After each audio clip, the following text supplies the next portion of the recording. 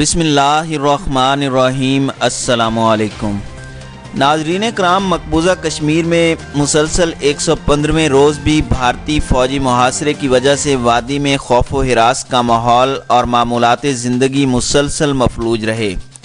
دوسری جانب امریکی شہر نیو یارک میں کشمیری پنڈتوں اور بھارتی باشندوں کے اجتماع سے خطاب کرتے ہوئے بھارتی قونصل خانے کے جنرل سندیپ چکرورتی نے اعتراف کیا کہ نریندر مودی انتظامیہ کشمیر میں ہندو آبادی کو نوآبادیاتی یقینی بنانے کے لیے اسرائیل کی طرز پر قائم کردہ قبضہ بستیوں کی تعمیر کرے گی۔ ناظرین کرام، ان کا مزید کہنا تھا کہ اگر اسرائیل فلسطینی علاقوں میں اپنے لوگوں کو آباد کر سکتا ہے تو ہم بھی اس کی پیروی کرتے ہوئے کشمیر میں ہندوؤں کو بسا سکتے ہیں۔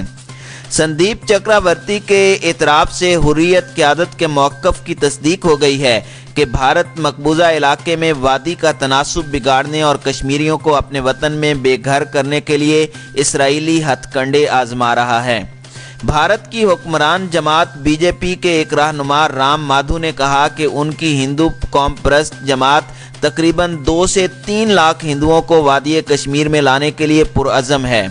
بھارتی سپریم کورٹ نے 5 اگست کو جموں اینڈ کشمیر کی خصوصی حیثیت کی منسوخی کے تناظر میں مقبوضہ کشمیر میں نافذ پابندیوں، ذرائع ابلاغ اور ٹیلی فون سروسز کی معطلی کے خلاف دائر کی جانے والی عرض گزاشتوں پر فیصلہ محفوظ کر لیا ہے۔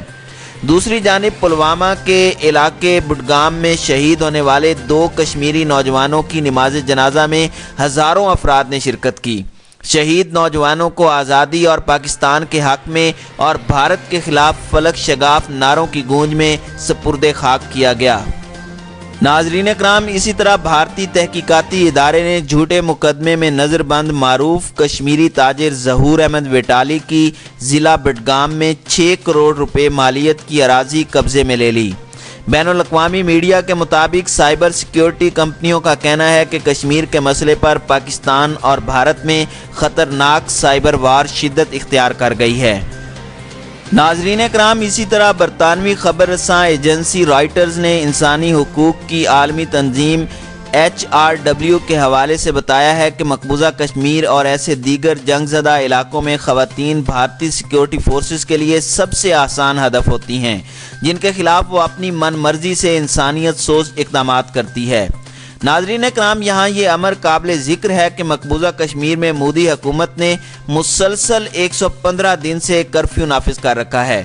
ہیومن رائٹس واچ کے مطابق بھارتی سیکیورٹی فورسز کشمیری شہریوں سے انتقام لینے کے لیے کشمیری خواتین کو بے حرمتی کا نشانہ بناتی ہے۔ ہیومن رائٹس واچ امریکہ میں اپنی بنیاد رکھتا ہے جو خواتین کے خلاف تشدد کو روکنے کے لیے ہدایات جاری کرتا ہے۔ اس گروپ کو توقع ہے کہ وہ ریپ جیسے بدترین جرم کے خلاف دنیا بھر کو متحرک کرنے میں کامیابی حاصل کر لے گا۔ اقوام متحدہ اور دیگر بین الاقوامی اداروں کی رپورٹس کے مطابق بھارتی فورسز کشمیری عوام کی ہمت توڑنے کی خاطر خواتین کو جنسی تشدد کا نشانہ بناتی ہیں، کیونکہ وہ بھارتی حکومت کے خلاف احتجاج کرتے ہیں۔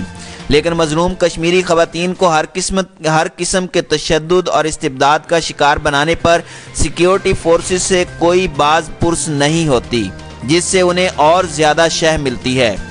ناظرین کرام، دوسری جانب امریکی وزیر خارجہ مائک پومپیو کا کہنا ہے کہ سیکیورٹی فورسز کی طرف سے جنسی تشدد اور ریپ جنگ اور امن دونوں حالتوں میں مسلسل جاری رہتا ہے۔ مائک پومپیو نے کہا کہ اب وقت آ گیا ہے کہ اس قسم کے خفیہ تشدد کو روکنے کے لیے ٹھوس اقدامات کیے جائیں، نیز اس غیر انسانی تشدد کا شکار ہونے والوں کو اختیارات دیے جائیں تاکہ وہ اپنے خلاف انسانیت سوز سلوک کا دفاع کر سکیں۔ تاہم یہ ایسی بات ہے جسے ضبط تحریر میں تو یقیناً لایا جا سکتا ہے، مگر اس پر عمل درآمد نہیں کرایا جا سکتا۔ اقوام متحدہ کی کابینہ میں شامل ماریا لوٹزا نے کہا کہ تشدد کے خلاف یورپ کے کئی ممالک میں بھی خواتین احتجاجی جلوس نکال رہی ہیں، لیکن مقبوضہ کشمیر کی حالت کچھ زیادہ ہی ناگفتہ بے ہے۔ اقوام متحدہ میں انسانی حقوق کے ہائی کمیشن نے جولائی کے مہینے میں انسانی حقوق کی ان خلاف ورزیوں کو نوٹ کیا جو بھارتی سیکیورٹی فورسز مقبوضہ کشمیر میں کر رہی ہیں۔ ان میں ماورائے عدالت ہلاکتیں بھی شامل ہیں۔